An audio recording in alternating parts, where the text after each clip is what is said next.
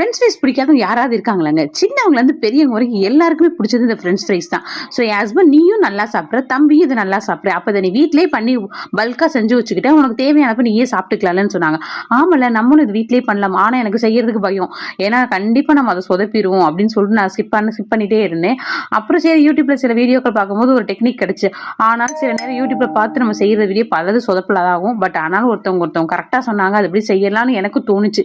சரி செய்ய ஸ்டார்ட் பண்ணேன். அதுக்கு கிழங்கு கொஞ்சம் நீல கிழங்கு எடுத்துக்கோங்க. அதை நல்லா பீல் பண்ணிட்டு நல்லா கழுவிட்டு குட்டி குட்டியா கட் பண்ணிட்டு அதை நல்லா 2-3 தடவை அலசிக்கோங்க. அலசிட்டு ஒரு பெரிய பேன்ல தண்ணி வச்சுக்கிட்டு அதுல கொஞ்சம் சால்ட் கொஞ்சம் வினிகர் சேர்த்துக்கோங்க. வினிகர் எதுக்குன்னா அது கெட்டு போகாம இருக்கிறதுக்கு தான். அது வேணாம்னா நீங்க அதை வந்து ரொம்ப நாள் ப்ரிசர்வேட்டிவ்ஸ் பண்ணி தான் நம்ம வைக்க போறோம், 1 month 1.5 month, அதுக்கு தான் வினிகர். அது வேணாம்னா நீங்க அதை ஸ்கிப் பண்ணிக்கலாம், வெறும் சால்ட் மட்டும் போட்டுக்கோங்க. போட்டுட்டு அதை நம்ம கட் பண்ணி வச்சோம்ல அந்த ஃப்ரெஞ்ச் ஃப்ரைஸ் அந்த பொட்டேட்டோ, அதை ஃபுல்லா இதுல போட்டுட்டு கரெக்டா கொதிக்கிற தண்ணியில போட்டீங்கன்னா 3 minutes எடுங்க. வெதுன்னு தண்ணியில போட்டீங்கன்னா ஒரு 5 minutes வச்சுக்கோங்க.